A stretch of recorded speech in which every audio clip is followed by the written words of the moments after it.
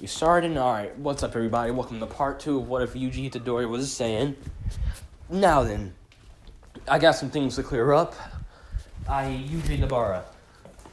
And why they seem close. Basically, after Yuji and Nabara bumped into each other at the World Tournament, when Yuji was on the way to his match, after he won the Shisei, he decided to find her, and the two stayed in touch. Pen pal, something like that. So basically, until the beginning of the series, they've been friends. So yeah, they've stayed in touch all this time. Just explain why they know it, explain all the stuff they know about each other, and why they actually develop a relationship. Like to explain develop a relationship, because, well, they've known each other for like 2 years now, so yeah. So yeah, besides that, we finally get on to win the calling. Shibuya. Now then, like I've said in previous videos, Mahito doesn't really get the chance to kill Mechamaru in his timeline. Reason being, Yuji, Super Saiyan Yuji over here, and Junpei's also still alive, so he can help hold Akinja. Basically, Mechamaru's still alive in this timeline, along with Junpei, obviously. Which, I'm gonna be honest, I'm gonna tell y'all this right now. Things won't really change all that much, unless Yuji or someone else has like a major power boost, or someone's like infinitely stronger that can just kill whoever it is and gets brought into one of these what ifs. Things are gonna stay the same for the most part until the calling games. Since, again, in this timeline, everyone can use ki, meaning that everyone's here. It's damn near a planet buster. So, yeah. It's like, unless it's like a really, really major change, like, say, if I do, Yuji is a solo leveling player. Like, that would change the story, really. Hell, I might even be able to, who knows? But, like, for stories like these, things don't really change until you get to the calling games. And so that way I can also bring matches a lot to people. Or when I do my own arcs, Chill is still... Or, when I do my own arcs, Chill is still out there, and Yuji still wants to get revenge for the Saiyan race. So, and his spaceship is, again, being taken care of by scientists thanks to Gojo. And also being made bigger. So, yeah. But, let's get into this. So, it starts off really all the same. Jesus. Shibuya. Going up for the same shit really gets... Fuck it. Basically, things happen really much like normal. Things don't really change all that much. I.e. Gojo versus the weaker coaches jumping his ass. And that doesn't change that much. If anything, it's more of an ass whooping here. So yeah. If anything, that's more of an ass whooping here. Yuji versus the Bug Curse. I don't know what you want from me on this one. I don't know how to make it. Yuji quite actively punches a hole through it. In the first shot. It dies immediately. Which leads to Yuji breaking the veil. Which, yada yada yada. Things go mostly the same. Which, fuck it. I'm just gonna skip into the important bits. We finally get to Yuji versus Choso. So, some important... Gojo still, like normal. Kenjaku fucks with him. Yada yada. Except, during this moment, Kenjaku is able to sense his darling son's ki. And decides that, you know what, now would be a good time as any to explain. With a smile on his face. So, yeah. Now then, we get to actually something that changes an important fight. Yuji versus Choso. Now then.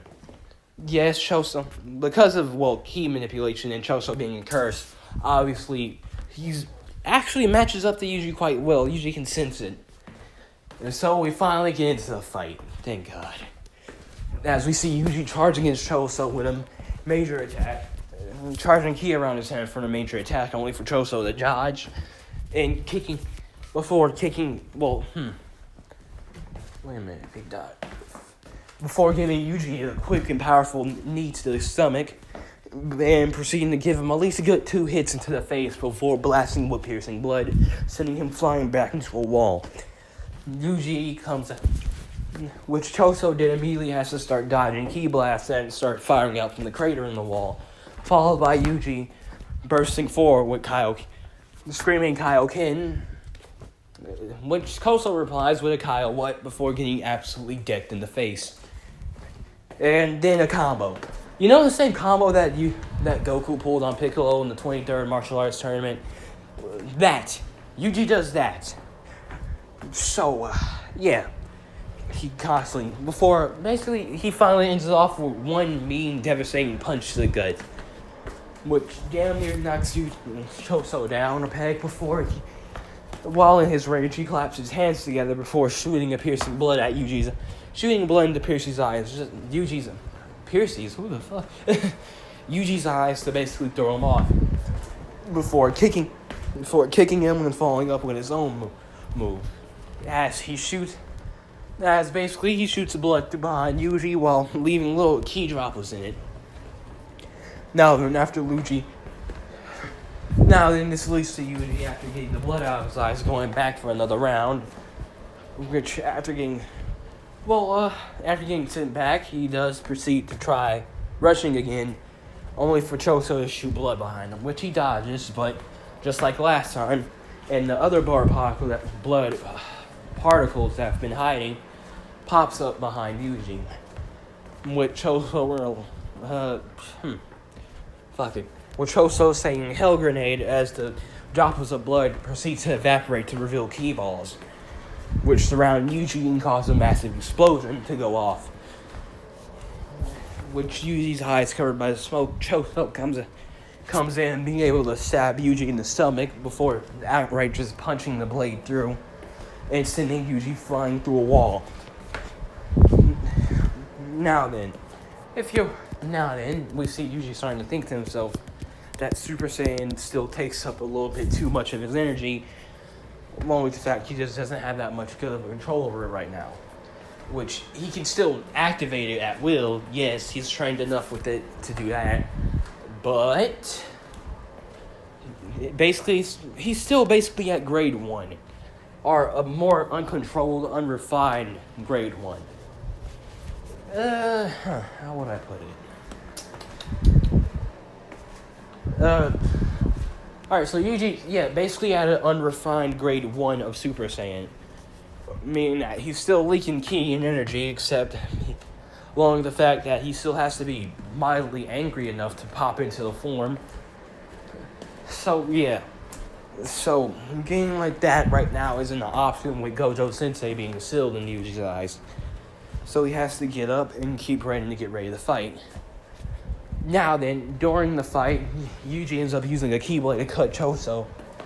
And, along with the fact that Choso does the same, cutting Yuji for blood to seep into... This leads to both of their blood seeping into the wounds, which starts the false memories for both of them. With them both seeing this leads to both of the two passing out from basically the mental pain it causes. So yeah, this leads to both of the two going down halfway through the fight, which we see Jogo pop up and feed Yuji the fingers. Now then, while Sukuna tries to take control, Yuji is able to wake up before bursting to life in Super Saiyan as a way to basically hold Sukuna back. He basically tells Jogo what the hell has he done. Which, yes, also the twin, Geto's daughters are here too, obviously.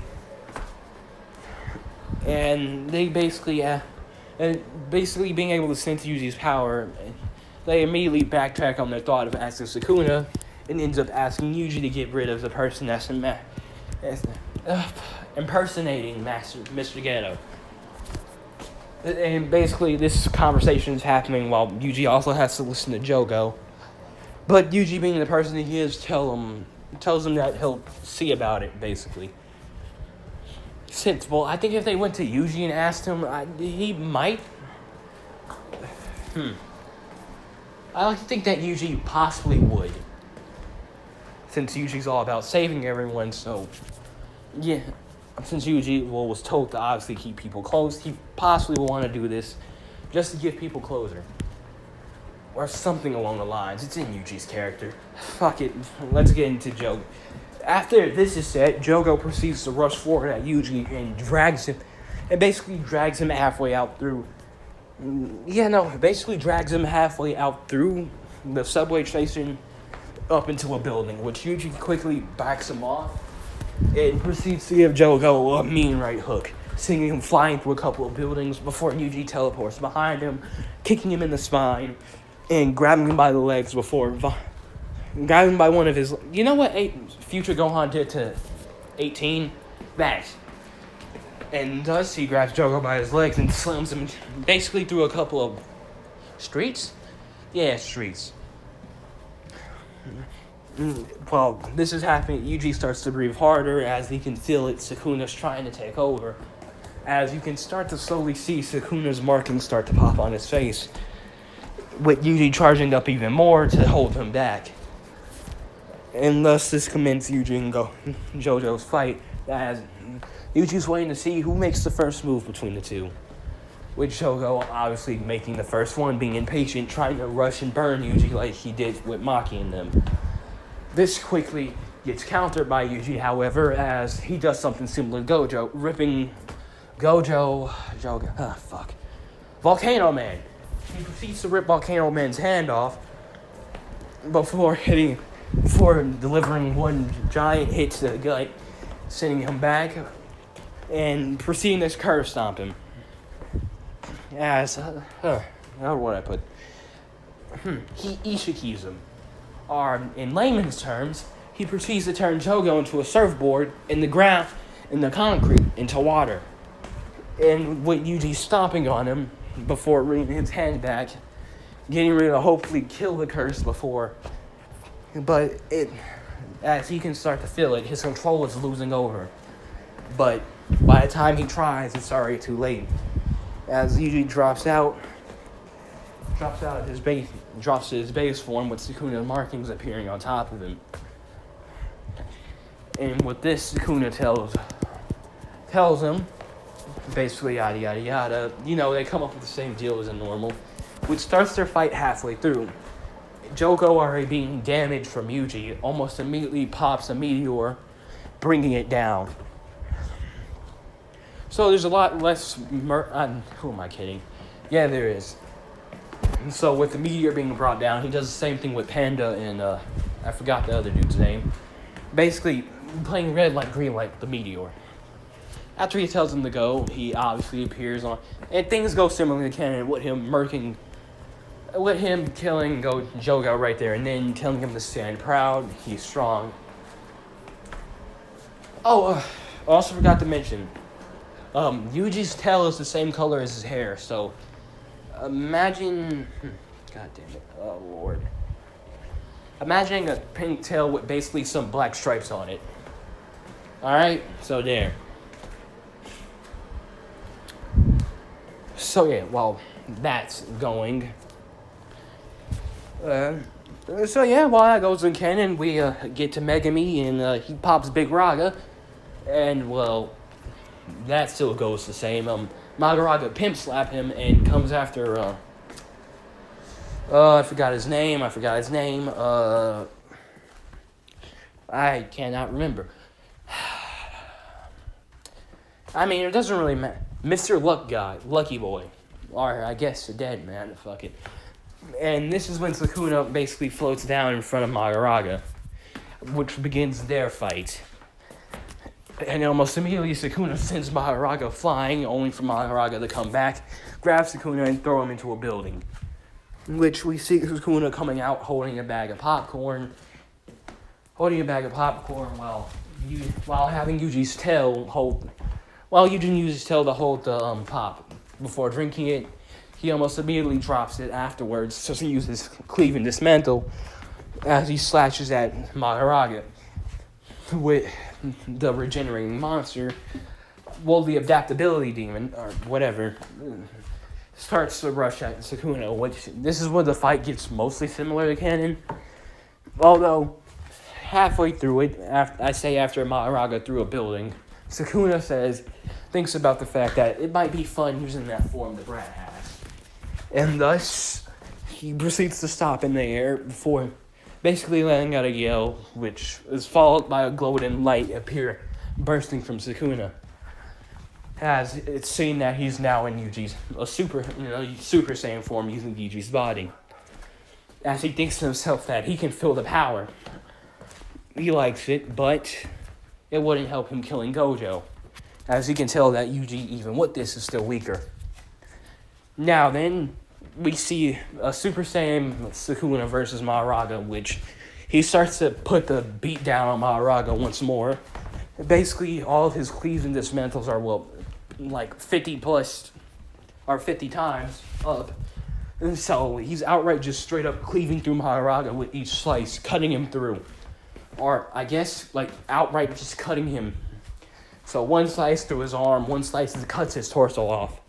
Along with this set, it's causing way more destruction. As Sukuna starts firing off a couple of ki blasts that Madaraga breaks off, but those proceed to knock into buildings, vaporizing them in an instant, killing all of the people in there. Now then. Ew. Yeah, don't know what the hell that was. Now then, we get to, buildings exploding. Which, I'd say that Sukuna has a little fun in his Super Saiyan form. Along with just vaporizing buildings entirely. Since, he's having the time of his life right now. This is amazing to him. Before he also ends up copying one of Yuji's moves, as he starts charging the Kamehameha, a black version, shooting at Madaraga, basically taking the entity's entire top half of the body off along with its left leg. It quickly regenerates, however, growing bigger at the seams, with Sukuna thinking that it's finally time, as he backs away, landing on a broken pile of rubble of a building, before using his domain expansion, which, again, it's 50 times more powerful than it is in the main timeline, so imagine what that does. He basically vaporizes everything that even comes in contact with the forming domain. Vaporizing, killing hundreds. Hell, probably even more people than he did in canon. Since, it also has a wider range to where it wasn't just a hole in the middle of Shibuya. A good half of Shibuya was taken out in this instance, not just a giant crater left in destruction wake. Meaning that more people are killed from this, hundreds of more people. With some of the sorcerers that do come in contact with it are able to put up key barriers or anything like that. Which it doesn't really help when the giant flames come out and, basically vaporize what's ever left. Basically destroying a good half of Shibuya instead of just a giant little crater here. Which, afterwards, we see Sukuna finally landing down, laughing to himself, saying just how much this brat's potential is. As he also thinks to himself, after killing Megami, how he better hope the brat gives him a fight that he actually wants, seeing as with this power, it better be a fight that, since Sukuna can't help but think that no matter how much he hates Yuji, he can't admit that the power his race gives him is something phenomenal. This 50 times loose, he wonders if the brat could go even higher than this. As he thinks to himself that it'd be fun to watch him break. And thus, Sukuna transforms back to the base before finally letting Yuji take control over the body again. Now then, if you think Yuji was horrified from seeing just a medium-sized chunk vaporized, Imagine what he would feel like after seeing an entire just half of Shibuya here being destroyed. There's no life here. Hell, it looks like a barren wasteland. Now then, Yuji is basically even more to suffer in this one. Now then, time to keep his suffering going even further. As Yuji gets down to the bunker, since he can feel it that Sukuna used a lot of his ki while transforming into a Super Saiyan. But also, Sukuna did something mystery. He stopped Yuji's aura from flowing out and kept it in his body. Which Yuji thinks that that's something that he should probably do. Although he then comes across the unfortunate sea of Mahito killing Nanami right there and then, making go pop like a balloon. Now then, Yuji sparks into Super Saiyan here, blasting Mahito, before finally just blasting him. Now then, we also kind of switch scenes while Yuji is beating the absolute stuffing out of Mahito. We've seen Nobara and Junpei, since, yes, he's still alive in this one, as they find the Mahito clone and proceed to kick his ass. Now then, with the two Junpei being more angry at Mahito here, he's the one that leads the charge, as we also see him pull off something new. Right before he ends up landing a punch, he envelops his hand in ki, except this time it's purple.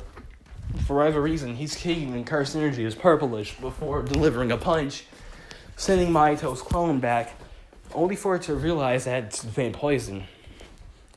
As this is when Junpei explains that thanks to his Shinigami, he found out a way to incorporate the poison with his ki.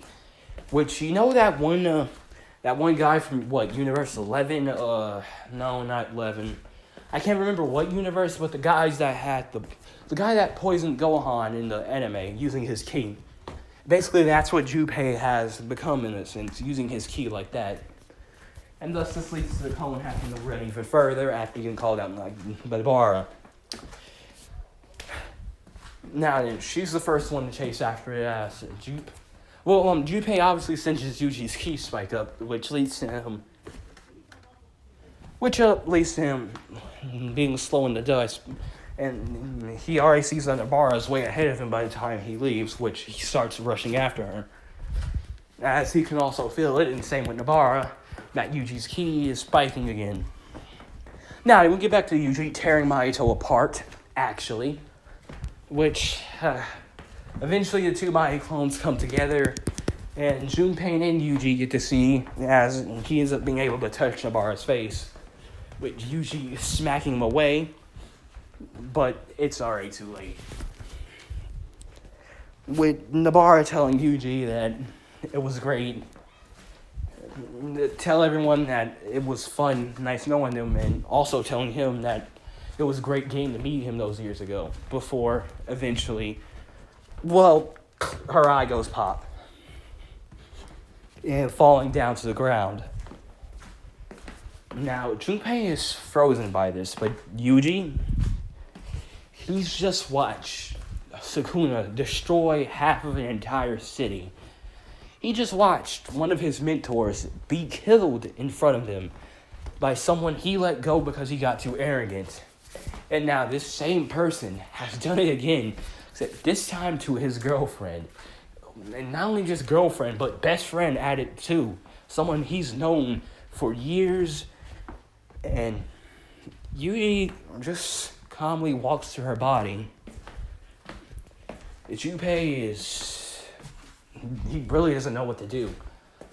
As while Junpei is just walking to her. Which, for convenience purposes, let's just say that Mahito was able to give Yuji his scars here in the timeline like he did at normal.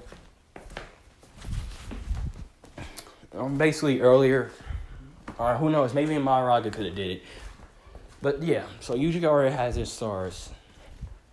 And while Yuji is looking at the dead body of not only his best friend, but lover too, as he just goes down to hold her, and Junpei can feel it.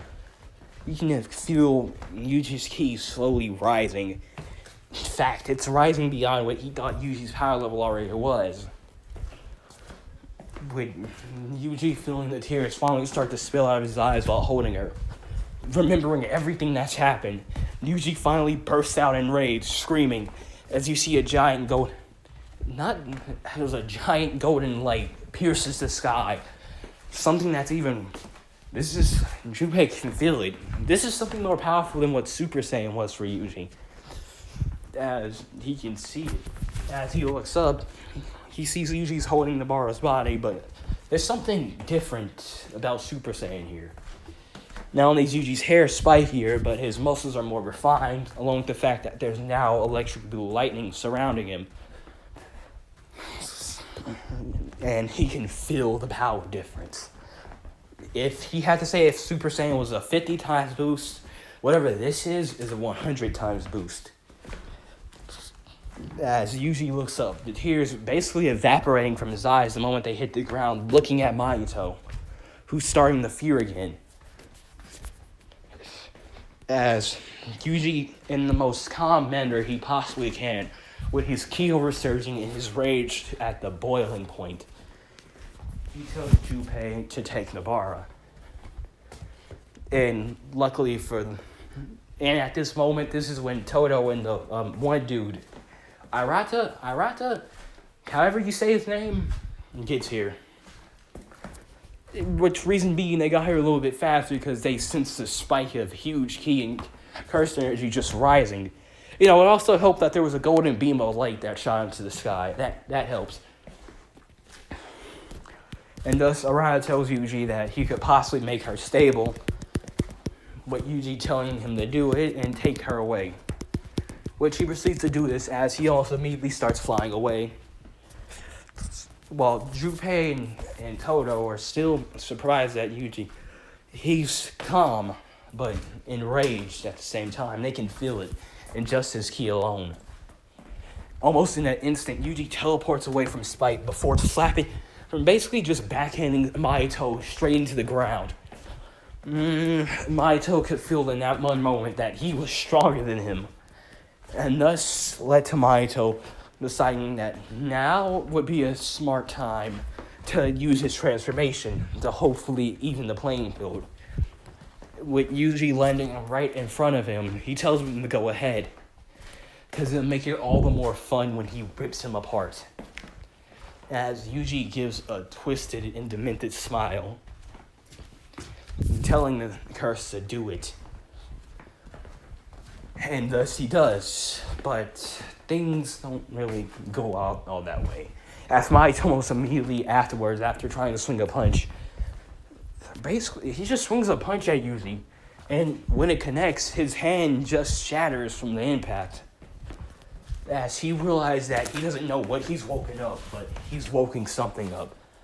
And along with the fact that every other person on the battlefield at this moment can feel this power, the hatred in it, the anger, they can feel all of it. As Yuji basically grabs Mahito by the face before dragging him up through the subway, throwing him into basically the destroyed crater of what Sukuna left, landing right down in front of him again, just staring at how pathetically weak this thing is.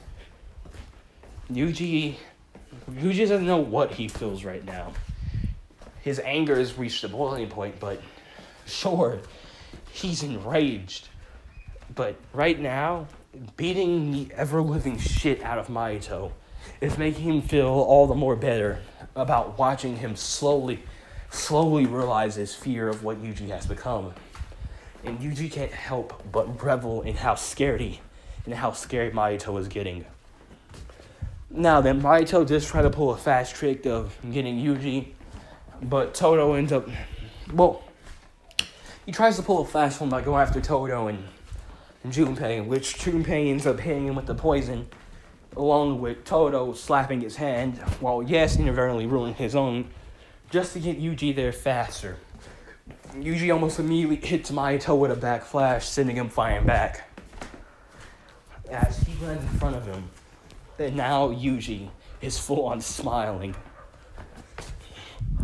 Cruelly, sadistically, but smiling nonetheless at how pathetic Mahito looks right now. as he gives the I knew speech, but different.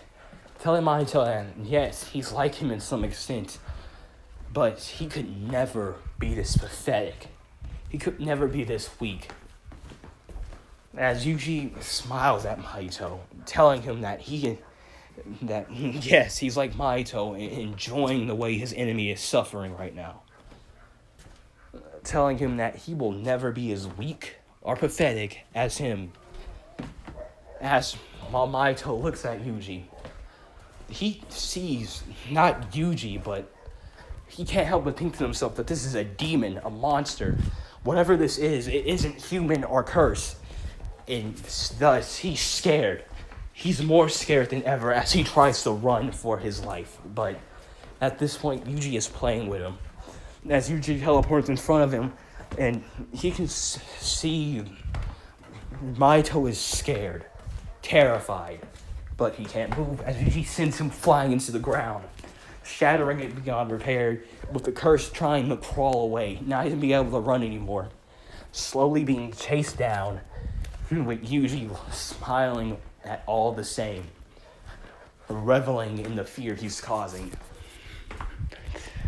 And thus, right before him, and thus Mahito sees it, he sees Yuji, and he realizes that no matter how many times he tried to prove he wasn't, he has always been a prey to the predator that is Yuji Itadori.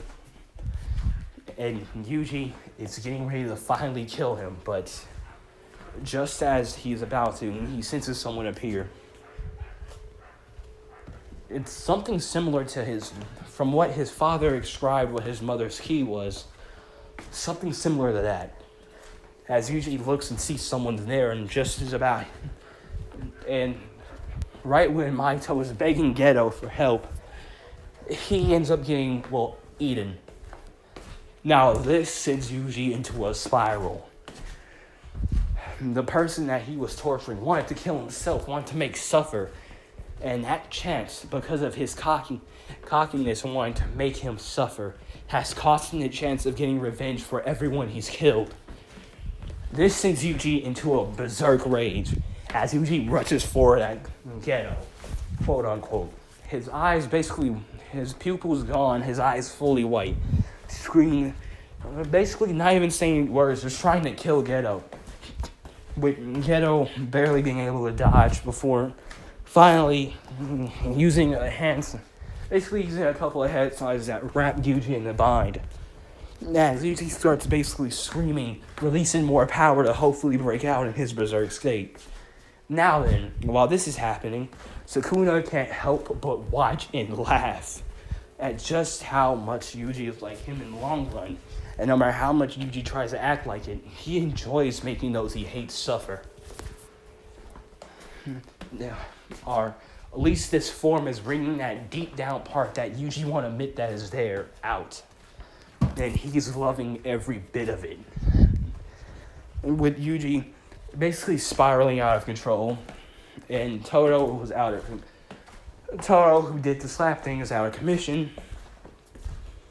And thus, this leads to Ninjaku finally deciding to reveal something.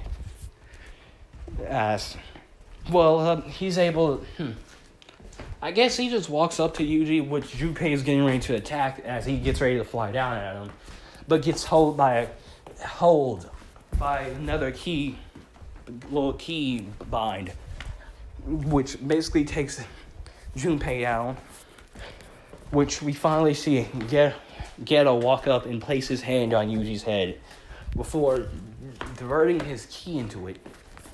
Now then, Yuji starts to finally see what this is, as he sees his mother, weirdly enough, in a crash with this person in a different body, his brain being placed into his mother's, along with all the memories that his mother had he assumed what his mother had with him, all until the day where she walked out.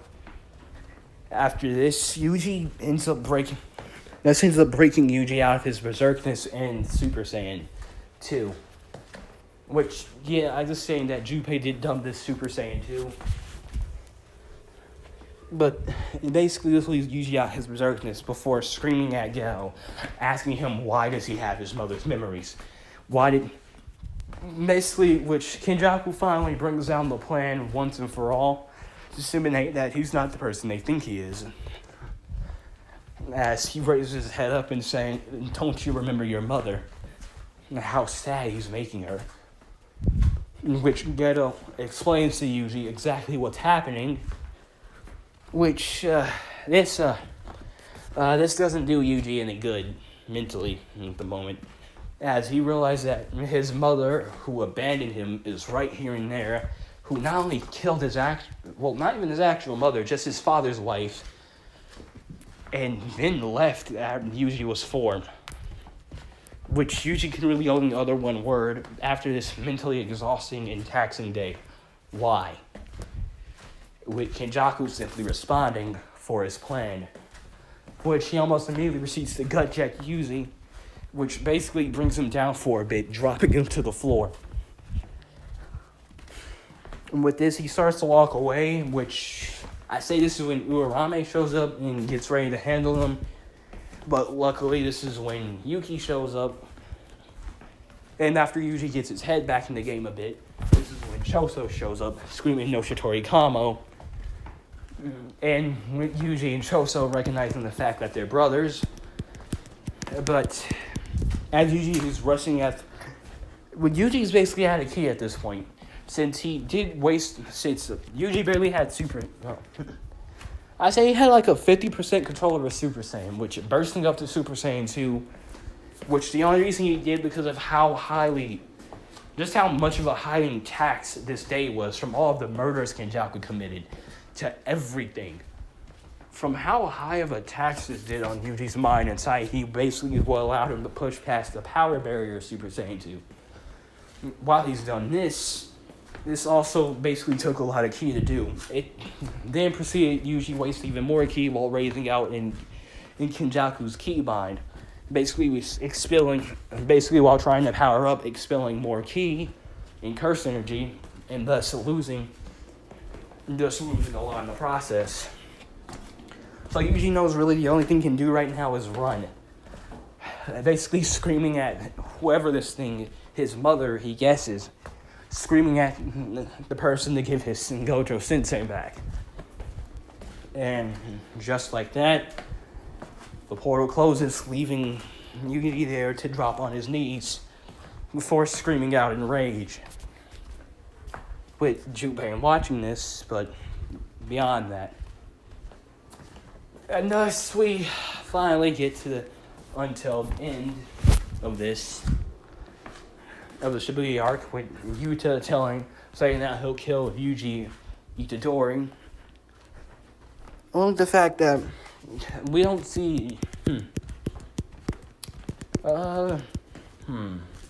we see Yuji and Junpei, which is revealed to be they're on some type of island somewhere, along with the fact that there are two dead curses by them in the water.